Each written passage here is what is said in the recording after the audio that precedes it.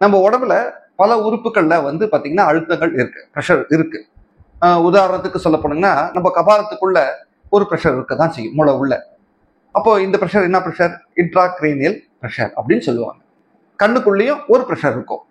அது வந்து அந்த ப்ரெஷர் வந்து அதிகமாக போகும்போது தான் கிளாக்கோமா அப்படின்ற ஒரு நோய் சொல்லுவோம். கண்ணு உள்ள ஒரு ப்ரெஷர் இருக்கு, அப்டமன் வயிற்றுக்குள்ள ஒரு ப்ரெஷர் இருக்கு, அது வந்து இன்ட்ரா அப்டமல் ப்ரெஷர் அப்படின்னு சொல்லுவாங்க. தொராக்சிக் கேஸ், மார்பு கூடுக்குள்ளேயும் ஒரு ப்ரெஷர் இருக்கு, இது இன்ட்ரா தொராக்சிக் ப்ரெஷர். ஒவ்வொரு இடத்துல இந்த ப்ரெஷர் வந்து வேறிக்கிட்டே இருக்கும். அதே மாதிரி பிளட் ப்ரெஷர் நம்ம உடம்புல இருக்கு. இந்த பிளட் ப்ரெஷர் சாதாரணமா தேவை. ப்ரெஷர் இல்லாம போச்சுன்னா உங்களுக்கு உயிரோட இல்லைன்னு அர்த்தம். ப்ரெஷர் ரொம்ப குறைஞ்சதுன்னா அது ரொம்ப ஆபத்தான விஷயம். எதுக்கு இந்த பிளட் ப்ரெஷர் தேவைப்படுது அப்படின்னு பார்த்தோம்னா, நம்ம உறுப்புகள்ல எடுத்து போயிட்டு திசுக்களுக்கு எடுத்து போய் உணவுப் பொருட்களையும் ஆக்சிஜனையும் கொடுக்கறதுக்கு இந்த ப்ரெஷர் தேவைப்படுது. அதாவது வந்து நம்ம ஒரு தோட்டம் வச்சிருக்கோம்னு வச்சுக்கோங்களேன். ஒரு உதாரணத்துக்கு சொன்னா, தோட்டத்துல தண்ணி பாய்ச்சணும், நமக்கு வந்து தண்ணி வருது, அந்த தண்ணி பூமியில இருக்கு, மோட்டரை கொண்டு வந்து டேங்க்ல சேர்க்குது, அது வழியா நம்ம ஒரு பைப் வழியா எடுத்து போய் தோட்டத்துல சேர்க்கணும். இந்த மெக்கானிசம் மாதிரிதான் நம்ம உடம்புல ரத்தம் இருக்கு. இந்த ரத்தமானது இதயத்துக்கு வருது, இதயம்ன்ற மோட்டர் பம்ப் பண்ணி பிளட்டை வெளியே தள்ளுது. இந்த பிளட் ஆனது ரத்த குழாய்கள் மூலியமா வெளியே வந்து வருது.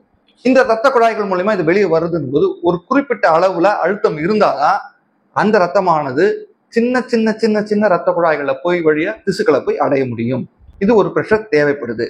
இது எங்கேருந்து ஆரம்பிக்குது அப்படின்னு பாத்தீங்கன்னா, நம்ம இதயத்தினுடைய இடது பக்கம் இருக்கக்கூடிய லெஃப்ட் வென்ட்ரிக்கல்ல இருந்து ஆரம்பிக்குது. இந்த இதயத்துல இருக்கக்கூடிய 4 சேம்பர்ஸ்ல லெஃப்ட் வென்ட்ரிக்கல் தான் அதிகமான ப்ரெஷர் இருக்கக்கூடிய இடம். இந்த லெஃப்ட் வென்ட்ரிக்கல்ல என்ன பண்ணுது? ரத்தம் வந்து நல்ல ஆக்சிஜனேட்டட் பிளட் லங்ஸ்ல இருந்து வந்து இடது வென்ட்ரிக்கல்ல விழுது. இது உடனே பம்ப் பண்ணி நல்ல வேகமா பம்ப் பண்ணி ப்ரெஷர் பண்ணி ரத்தத்தை மகாத்தமனின்னு சொல்லக்கூடிய அயோட்டா வழியா அடுப்புது. இந்த அயோட்டால இருந்து ரத்த குழாய்கள் பிரிஞ்சு மூளைக்கு, கண்ணுக்கு, நம்ம இருக்கக்கூடிய எல்லா உறுப்புகளுக்கும் ரத்தமானது ஒரு வேவ் மாதிரி இப்படி இப்படி இப்படி இப்படி போய்கிட்டே இருந்து கடைசியில கேப்லரிஸ் வழியா திசுக்களுக்கு போய் சேருது. இப்போ இது வந்து இந்த ப்ரெஷர் வந்து கொண்டு போறது எப்படின்னா, இப்போ இங்க இதயம் பம்ப் பண்ணிடுச்சு, மேல வந்துடுச்சு. அதுக்கப்புறமா இந்த ப்ரெஷர் பம்ப் வந்து கொஞ்சம் இழுத்து இப்படி விழுந்து இப்படி இப்படி அழுத்தி அழுத்தி விடும்போது அந்த ரத்தமானது கண்டினியூஸா ஃப்ளோ ஆகி கீழே போகும். இப்போ நம்ம ஏற்கனவே நான் சொன்னேன் பார்த்தீங்களா, இது வந்து பிளட் ப்ரெஷர் ஆனது எதெல்லாம் பொறுத்து இது அமையும் அப்படின்னா, இது இதயத்துக்கு வரக்கூடிய ரத்தத்தினுடைய அளவை பொறுத்து. ரெண்டாவது இதயம் துடிக்கின்ற வேகம் மற்றும் கொடுக்கக்கூடிய அழுத்தம், லெஃப்ட் வென்ட்ரிக்குள்ள ஏற்படக்கூடிய அழுத்தம். மூணாவது நம்மளுடைய ரத்த குழாய்கள்ல காமிக்கக்கூடிய ரெசிஸ்டன்ஸ். இதை மூணுத்தையும் பொறுத்து தான் இந்த பிளட் ப்ரெஷர் ஆனது இருக்கும். இந்த பிளட் ப்ரெஷர்ல 2 வகை இருக்கு. உடனே எல்லாரும் சொல்லலாம் ஹைப்போடென்ஷன், உயர் ரத்த அழுத்தம், தாழ் ரத்த அழுத்தம். இல்ல, அது ரத்தம் இருக்கிறதுல மேலே ஏறி இறங்குறது, அவ்வளவுதானே வழிய இது வகையில வராது. Primary essential hyper tension and secondary hyper tension அப்படின்னு சொல்லுவாங்க. இந்த எசென்சியல் ஹைப்பர் டென்ஷன் தான் முக்காவாசி பேருக்கு இருக்குது. எப்படி நம்ம டயபெட்டிஸ்ல டைப் 2 டயபெட்டிஸ் அப்படின்னு சொல்றாங்களோ அது நிறைய பேருக்கு இருக்கும். அதே மாதிரி எசென்சியல் ஹைப்பர் டென்ஷன் தான் நிறைய பேருக்கு இருக்கு. செகண்டரி ஹைப்பர் டென்ஷன் கம்மியான பேருக்கு இருக்கு. அதை பத்தி நம்ம அடுத்த வீடியோல ஒரு தனியான ஒரு வீடியோவா நம்ம அதை பார்ப்போம். செகண்டரி ஹைப்பர் டென்ஷனை பத்தி இப்போ குழப்பிக்க வேண்டாம். பிரைமரி எசென்சியல் ஹைப்பர் டென்ஷன் பத்தி பார்ப்போம்.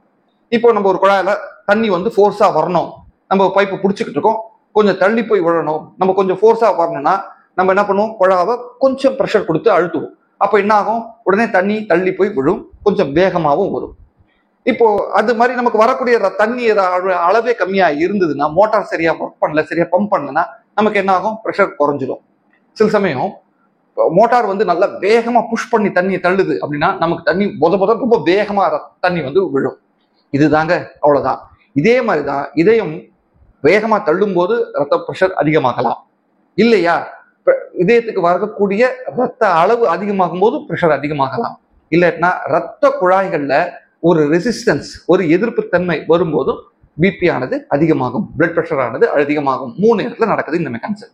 இப்போ பிளட் ப்ரெஷர் எவ்வளவு இருக்கணும் நமக்கு அப்படின்னு பார்த்தோம்னா, சாதாரணமா ஒரு மனிதருக்கு பிளட் ப்ரெஷர் ஆனது 120ல இருந்து 130 மேல் அளவு, சிஸ்டாலிக் பிளட் ப்ரெஷர் சொல்லக்கூடிய மேல் அளவு 120ல இருந்து 130 வரைக்கும் இருக்கலாம். கீழே இருக்கக்கூடிய டயஸ்டாலிக் ப்ரெஷர் 70 to 80 இதுதான் இருக்கணும். இது நார்மல். இதுக்கு மேல போகும்போது தான் நமக்கு என்ன ஆகுதுன்னா பிபி வந்து அதிகமாக ஆரம்பிக்குது. இப்போ ஃபார் எக்ஸாம்பிள் ஒருத்தர் வராரு, அவருக்கு பிபி செக் பண்றோம். அவருக்கு பிபி வந்து மேல இருக்க அளவு 138, கீழே இருக்க அளவு 984 இந்த மாதிரி இருக்குதுன்னா, ஒரு வாட்டிக்கு 2 வாட்டி செக் பண்ணாலும் அவருக்கு அதே அளவு மீடி இதாச்சுன்னா அது வந்து ப்ரீ ரன்னர் அப்படின்னு சொல்லுவோம். பிபிக்கு இருக்கக்கூடிய ஒரு ப்ரீ ரன்னர் அப்படின்றத சொல்லுவோம். அதுக்கப்புறமா பிபி ஏறுது. எந்த பிபி ஆனது 140க்கு மேலேயும் கீழே இருக்க அளவு 90க்கு மேலே போகுதுன்னா அவருக்கு ஹைப்பர் டென்ஷன் பிபி வந்திருக்குன்னு அர்த்தம். அவரு உடனே தன்னை மாற்றிக்கொள்ள வேண்டும். இந்த மாற்றம் செய்யும் போது நமக்கு வந்து பிபியை ஈஸியா கண்ட்ரோல் பண்ண முடியும். இது எப்படி சார் நமக்கு தான் எப்படி தெரிஞ்சுக்கிறது? என்ன அறிகுறிகள் இருக்குன்னா, பொதுவா பிபி அறிகுறிகள் கிடையாது. இது ஒரு அமைதியான கொல்லும் நோய்.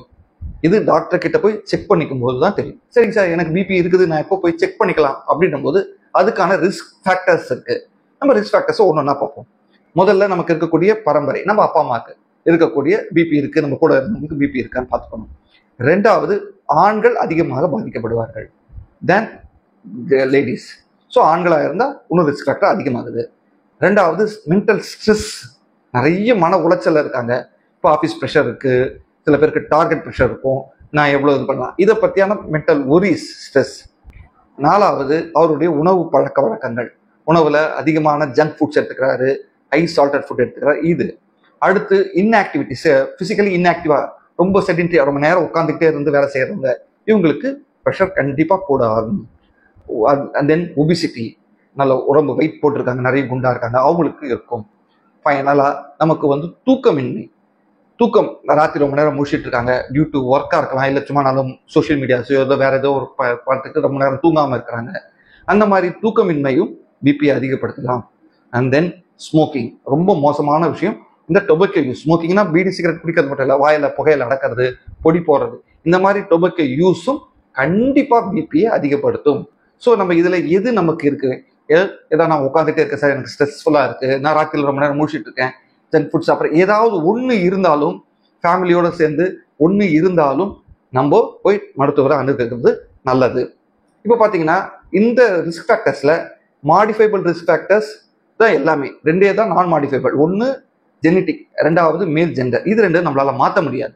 ஆனால் மற்ற எல்லாத்தையும் நம்மளால மாற்ற முடியும். மற்ற இருக்கக்கூடிய எல்லா ரிஸ்க் ஃபேக்டர்ஸை ரிவர்ஸ் பண்ண கொண்டு வர முடியும். இப்போ பிபினால ஏற்படக்கூடிய பாதிப்புகள், அதை எப்படி மாற்றலாம், எப்படி பிபி அளக்கணும், இந்த மாதிரியான விஷயங்களை பற்றி நம்ம அடுத்த வீடியோவில் பார்க்கலாம். நம்ம சேனலை ஃபாலோ பண்ணாத ஃபாலோ பண்ணிக்கோங்க, சப்ஸ்கிரைப் பண்ணுங்க, ஷேர் பண்ணுங்க. நன்றி, வணக்கம்.